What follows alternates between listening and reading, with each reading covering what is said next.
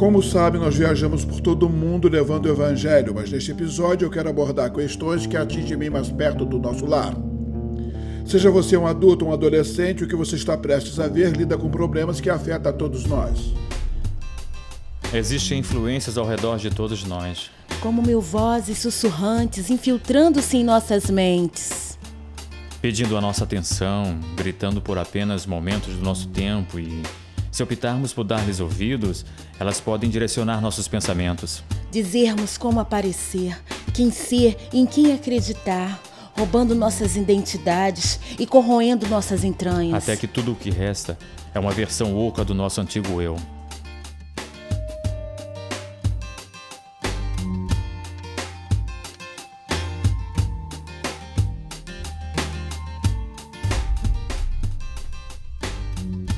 Eu sinto como se a sociedade estabelecesse um padrão de como se deve agir. É difícil dizer que eu não quero ser de uma determinada maneira. Verdade, especialmente no ensino médio, onde eles podem ser zombados apenas como são. Eu não diria que as drogas e o álcool são um problema tão grande assim. Drogas e sexo, eu não sei muito sobre violência, talvez apenas porque ela não me afete. Se você for esperto com ela, eu realmente não vejo nenhum problema, exceto com as ilegais. Quer dizer, eu bebo muito. Não muito, mas regularmente. Eu acho que é porque eu estou definitivamente chateada. Eu acho que a razão principal que eu bebo mais que muita gente é que eu não quero falar, mas eu tenho pensamento demais, sabe? Eu tenho muitos pensamentos e eu não quero pensar em tudo. Eu não acho que o álcool é necessariamente uma fuga, mas é como... Bem, eu penso que você poderia chamar de fuga. É apenas uma distração. Eu acho que é a mesma coisa. Sim, uma fuga.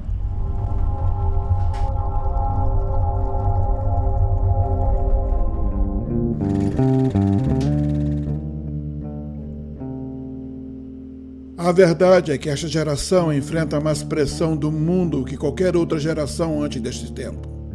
Muitos deles perderam de vista o seu valor por causa das mentiras que a mídia e o mundo injetam em suas cabeças. Isso resulta em um surpreendente aumento no abuso de drogas, gravidez na adolescência, violência e suicídio.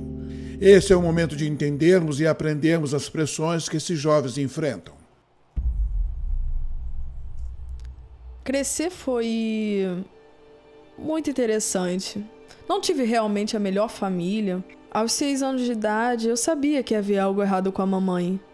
Eu sabia que ela estava doente. Então, quando a encontramos com uma agulha de heroína saindo do seu pescoço em seu quarto, morta, não me surpreendeu. As drogas me faziam sentir como se tudo estivesse ok. As drogas me faziam esquecer-me de não ter um pai ou uma mãe. As drogas me faziam esquecer sobre as coisas loucas que aconteciam na festa da noite anterior. As drogas apenas faziam a vida ficar melhor. Eu tinha 2 irmãs crescendo. Nós tínhamos a mesma mãe e todas tínhamos pais diferentes. Éramos bebês de uma noitada. Eu e minhas irmãs não éramos próximas até que começamos a usar drogas. Houve momentos quando precisamos tanto de drogas que roubávamos coisas e nós roubávamos ferramentas, roubávamos cortadores de gramas, roubávamos carros. Quero dizer, eu não me importava o que fosse, contanto que conseguisse a droga para passar a noite. Nada mais me importava. Parei de ir à escola, não terminei a 8ª série. Eu sabia que não estava chegando a nada, mas isso não surpreendia ninguém. Todo mundo dizia, aí a Lauren, gostaria de saber quanto ela bebeu ontem à noite. Está aí a menina sem paz. Mas eu não me importava com o que as pessoas pensavam. Eu não ligava para o que eles tinham de dizer. Era a minha vida e eu estava fazendo o que eu queria. Mais de 20 milhões de americanos entre 12 e 20 anos são usuários de alguma droga ilícita. Eu não me lembro muito de se falar em Deus na minha casa. Eu me lembro quando eu tinha uns 10 anos e meio, era véspera de Ano Novo, e tivemos uma grande comemoração acontecendo em casa. Minha mãe tinha começado aquela festa e convidou todos os tipos de pessoas, amigos, famílias, colegas de trabalho. E bem antes da meia-noite, todos os adultos estão na cozinha. Eu entrei na cozinha e logo comecei a misturar e servir bebida naquela taça.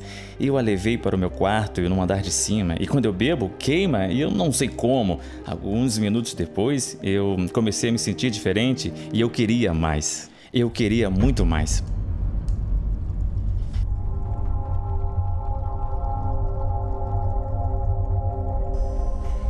Quando eu fugi de casa, eu esperava provar aos meus pais que eu poderia fazer tudo o que eu disse que eu queria fazer.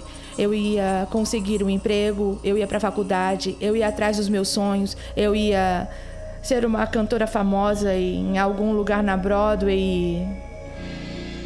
Não demorou muito para eu perceber que estava errada. Eu descobri que estava grávida quando eu tinha 18 anos. Eu fiquei apavorada. Meu namorado realmente não entendia a responsabilidade de ter um bebê. Era difícil. Ele não ficava muito em casa, especialmente depois do bebê. Ele nunca estava em casa.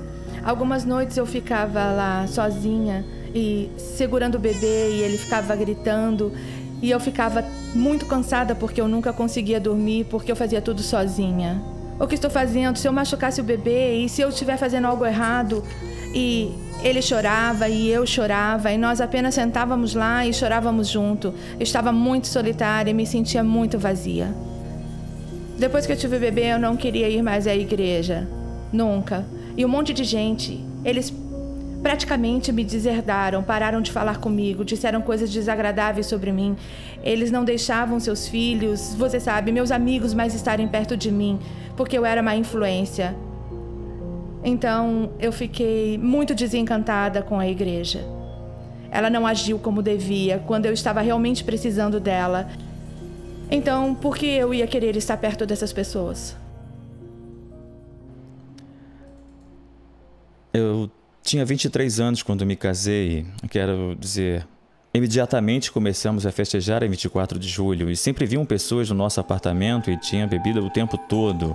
As coisas começaram a mudar para nós dois, você sabe, fomos apresentados à maconha e começamos a ter garotas para passar a noite em nossa cama e... A coisa mais triste, justamente, a mulher que eu tinha prometido proteger.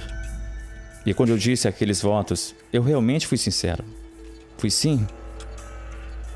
Mas de alguma forma, no meio da bebedeira, do roubo e do sexo, eu esqueci de todos os votos. Eu esqueci do amor. Eu esqueci de tudo. Eu esqueci até de Deus.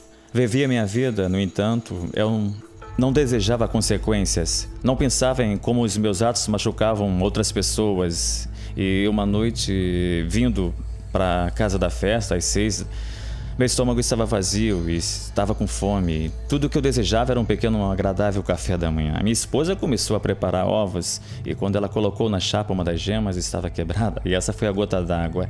Entrei numa fúria e atirei a chapa para o outro lado da sala, amassando na parede. E logo comecei a gritar com ela, xingando e chamando-a de todos os tipos de nomes. E a coisa seguinte que eu soube foi que peguei a frigideira e a joguei para o outro lado e comecei quebrando tudo à vista, derrubando coisas no apartamento e destruindo o lugar. Então minha raiva e a violência se voltaram contra ela. Aquela noite de bebedeira custou-me quase tudo que eu possuía e meu relacionamento com a minha esposa.